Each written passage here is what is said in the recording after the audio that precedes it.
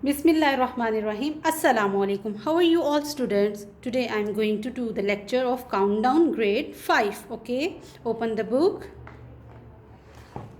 In previous lecture we have done exercise 8a. Okay students, look at the book. We have done exercise 8a. Now comes to word the next page number 159, area. About exercise 8b. अब हम 8b exercise करेंगे और 8b में हम क्या करेंगे, region of a closed figure. ठीक है, आपके पास शो हो रही है. Any shape surrounded from all the sides by the line where the starting and ending points of a line is same is a close shape. The surface enclosed and in a close shape of a region is a close shape. इसको हम क्या कहेंगे, reason कहेंगे. ये हमारे पास pictures show हुई हुई हैं. Look carefully of the given shapes, हमने टिक करना है यहाँ. और look at the definition of area also. The amount of surface of a shape covers is called a area. The amount of a surface of a shape, जिस shape को वो cover कर रही होती है उसके अंदर के जो सिस्टम एरिया चीज़ होती है, एरिया होता है, उसको हम एरिया कहेंगे, अंदर के स्पेस को. Look carefully which part is greater और स्मॉलर. ठीक है, ए और ए. इसमें हमारे पास ग्रेटर एरिया क्या है, हमने किस वाइज देखना है, शेप को ग्रेटर एरिया चेक करना है. तो एरिया किसका बड़ा है, नंबर इसका, इस पर हम टिक करेंगे. इसमें बड़ी एरिया किसका है, ये है. नंबर सी में बड़ा एरिया ये है. नंबर डी में ये बड़ा एरिया ये है. Tick the shape with the smaller area. ठीक है, स्मॉल एरिया किस में है, आप काउंट करेंगे कि इसके ये स्मॉल एरिया है हमारे पास, ये स्मॉल एरिया है. Look at the here the shape of the smaller area. Smaller area हमारे पास स्टूडेंट्स नंबर ए में, ये फर्स्ट पिक्चर का है क्योंकि यहाँ से छोटा सा कट लगा हुआ है तो ये शेप हमारे पास यहाँ से कम हो गई. और नंबर सी में भी हमारे पास ये स्मॉलर एरिया क्योंकि यहाँ से इसका पीस कट हुआ हुआ है.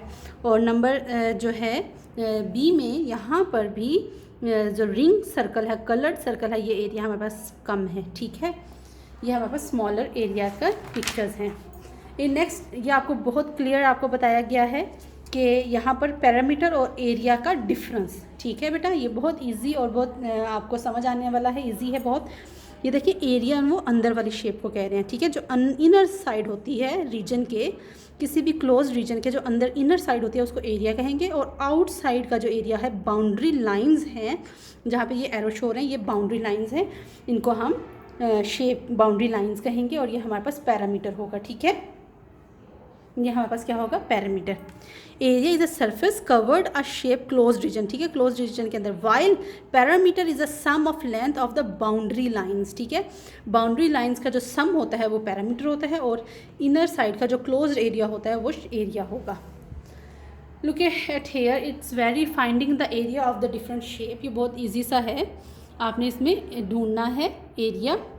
तो आपके पास ग्राफ दिया हुआ है ए एंड बी का. आप इसमें काउंट करेंगे कि कितना जो है वो स्क्वायर कवर किए हुए हैं.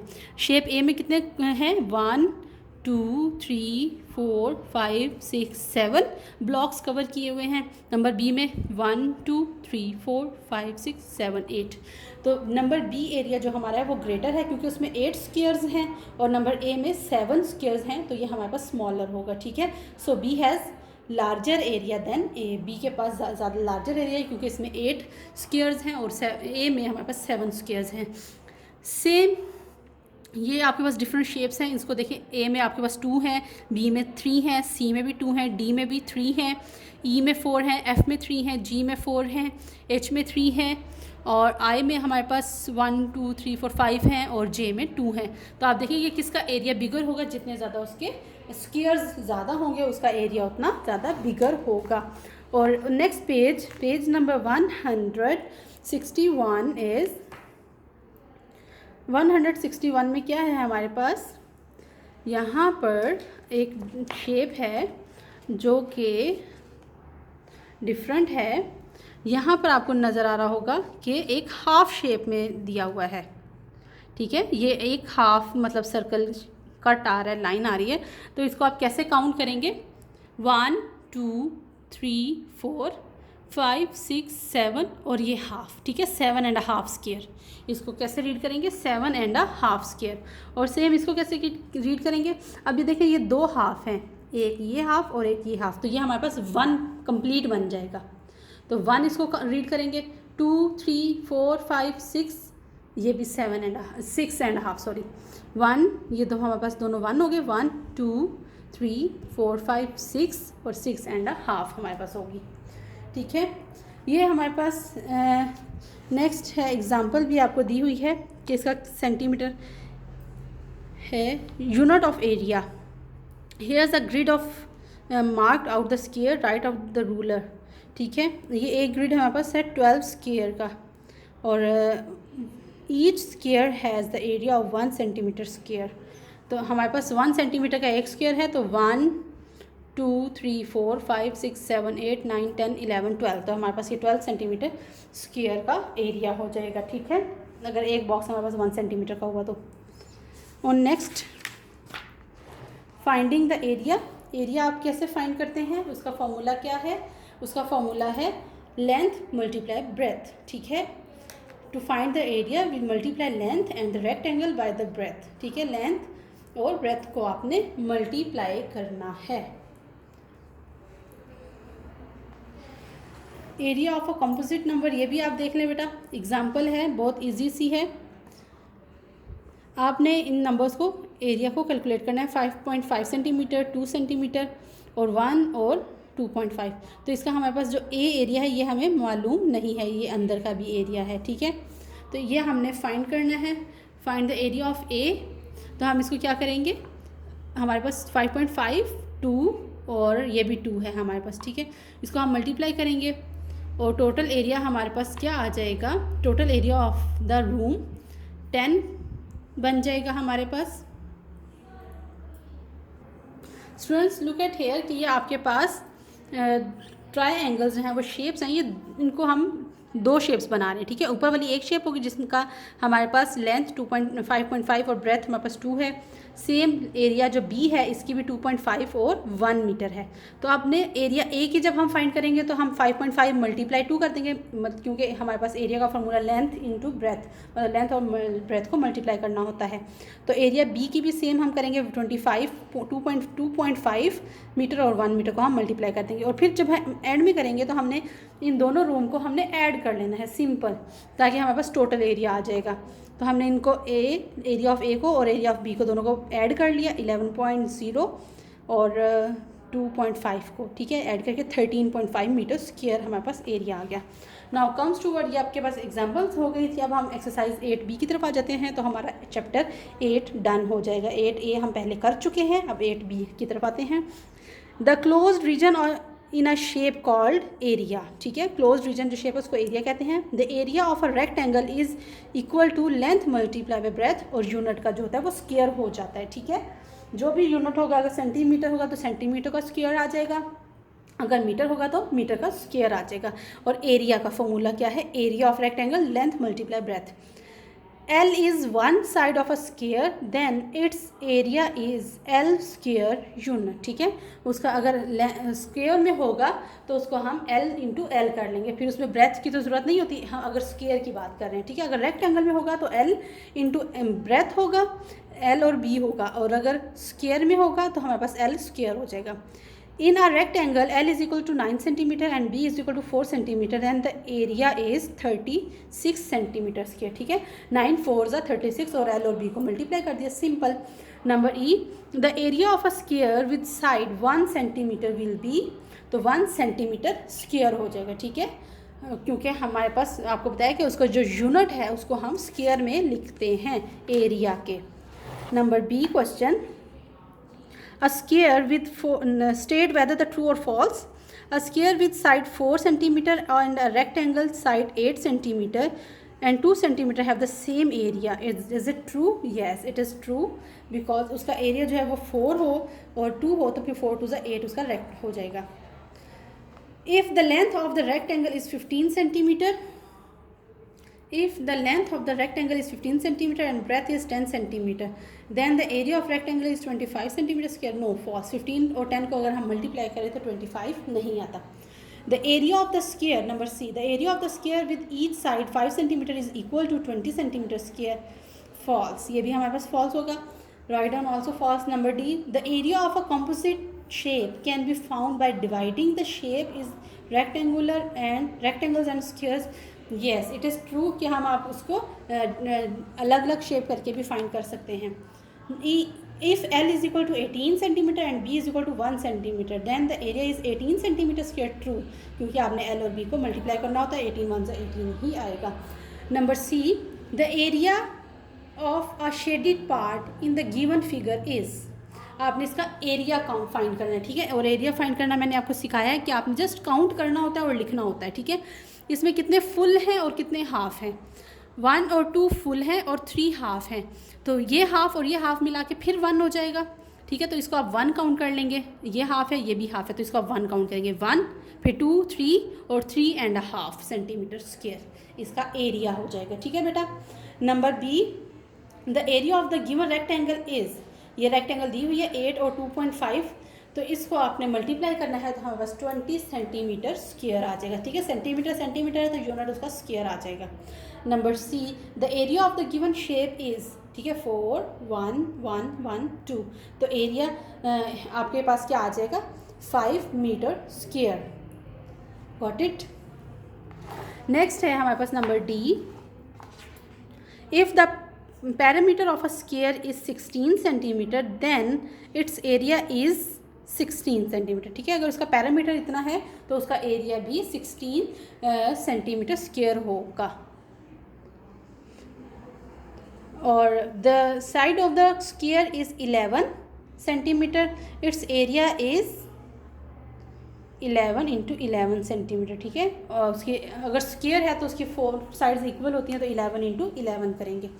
Number 4, which 2 shape in each shape have the same area, ठीक है. आपने इन शेप्स में बताना है कि कौन सा जो है वो सेम है. आपने काउंट करने हैं इन तीनों ए बी और सी में. क्या कैसे करना है, आपने सॉल्व इसको और अपनी बुक के ऊपर सॉल्व करेंगे. आपने काउंट करना है कि कितने बॉक्सेस हैं, कितने स्क्वायर्स एक शेप में हैं, और जिसमें ज़्यादा होंगे तो उस पर आप टिक करेंगे. इसमें देखिए आप काउंट करें, शेप ए में आपके पास कितने स्क्वायर्स हैं, 1 2 3 4, और बी में कितने हैं, 1 2 3 4, तो ये 4 4 सेम हैं, ठीक है. और सी में हमारे पास कितना एरिया है, 1 2 3 4 5. सी हमारे पास बिगर है और वो हमारा अलग से है. तो 2 शेप कौन सी एक जैसी हैं, ए और B. 2 shapes in each group have the same, ठीक है. कौन सी 2 शेप हैं वो एक जैसी हैं. इसी तरह नंबर बी में चेक करेंगे, आपने स्क्वायर्स को काउंट करना है. ए में कितने स्क्वायर्स हैं, 1 2 3 4 5 6 7 8, ठीक है. और बी में भी अब 8 हैं, 1 2 3 4 5 6 7 8. और सी में हमारे पास कम लग रहे हैं, इसको काउंट करके देख लेते हैं, 1 2 3 4 5 6 7. सी में हमारे पास कम है, 7 है, और बी और सी में 8 8 है. सेम नंबर सी में आप चेक उसके ऊपर टिक कर दें, ए और बी हमारे पास सेम है, ठीक है. नंबर सी, अब ए को काउंट कर लें, 1 2 3 4 5 6 7 8 9 10. और बी में कितने हैं हमारे पास, 1 2 3 4 5 6 7 8 9, 1 2 3 4 5 6 7 8 9. बी और सी में हमारे पास सेम सेम है, 9 9, और ए में हमारे पास 10 है, ठीक है. तो हमने सेम शेप को, सेम स्क्वायर्स को काउंट करके टिक करना है, तो बी और सी हमारे पास टिक हो जाएगा. ओके, लास्ट इसके पेज का क्वेश्चन है हमारे पास, और इसका जो लास्ट है वो क्या है, find the area of the shape. आपने काउंट करना है, आपने इसको काउंट करें और इसके अंदर लिखते जाएं कि क्या एरिया है.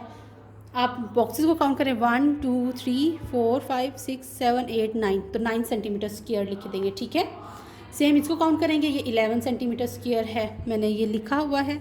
आप इसको काउंट करेंगे अच्छे से और फिर लिखेंगे, ठीक है. इसको भी आप काउंट करेंगे, ये भी 11 सेंटीमीटर स्क्वायर है, इसको भी काउंट करें. आपके लिए मैं काउंट करके दे रही हूँ, 1 2 3 4 5 6 7 8 9 10 11 12. तो आपने इन बॉक्सेस को काउंट करना है, इन स्क्वायर्स को काउंट करना है. तो ये 12 सेंटीमीटर स्क्वायर है, ये 7 सेंटीमीटर स्क्वायर है, और ये 8 सेंटीमीटर स्क्वायर है. Okay, you have done students. आपने साथ साथ ये अपनी बुक के ऊपर फिल करना है. और नेक्स्ट क्वेश्चन नंबर 7, ये हमारे पास क्वेश्चन नंबर 6 जो है बेटा, सॉरी, क्वेश्चन नंबर जो 6 है हमारे पास, ये हम जो करेंगे क्वेश्चन नंबर 6 और क्वेश्चन नंबर 9, ये हमारा ग्राफ पर होगा. हम इसको लेटर ऑन फिर बाद में कंटिन्यू करेंगे. अभी हम क्वेश्चन नंबर 7 और 8 करते हैं, ठीक है.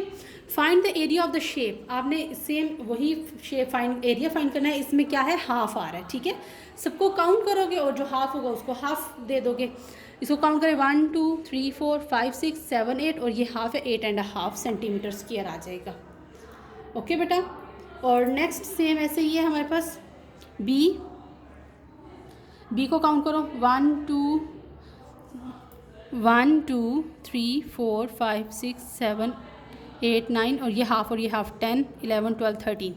ठीक है, ये हमारे पास कितना हो जाएगा, इसको अगेन मैं आपको काउंट कर रही हूँ 1 2 3 4 5 6 7 8 9 10 11 12 13 हमारे पास ये पूरा होगा। ठीक है, 13 सेंटीमीटर स्क्वायर। ये भी हमारे पास ये हाफ है, ये भी 1 हो जाएगा पूरा, ये भी हाफ है, ये भी 1 हो जाएगा पूरा। तो ये कितना हो जाएगा 1 2 3 4 5 6 7 8 9 10 11 12, ये भी 13 सेंटीमीटर स्क्वायर है।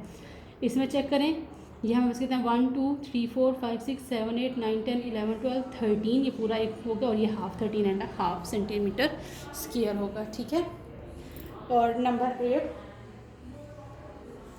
विच 3 shapes show below the same area. ठीक है, इसका सेम एरिया आपने काउंट करना है कि कितने स्क्वायर्स हैं सब में। तो ए में, सी में और डी में सेम हैं। आप इसको काउंट भी कर सकते हैं। ठीक है बेटा, आप इसको काउंट करेंगे कितने कितने बॉक्सेस हैं 1 2 3 4 5 6 7 और इन सब में 7 7 है। 1 इसको ये हाफ है तो इसको पूरा एक 1 काउंट करेंगे 1 2 3 4 5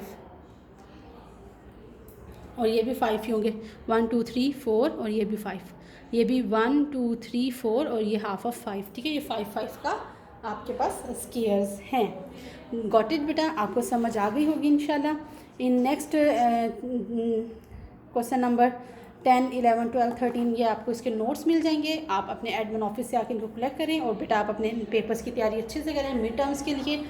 आपके पास इसके बाद फिर असेसमेंट होगी अच्छे से, ताकि आप अपने मिड टर्म्स को तैयार कर सकें। टेक केयर, अल्लाह हाफिज़।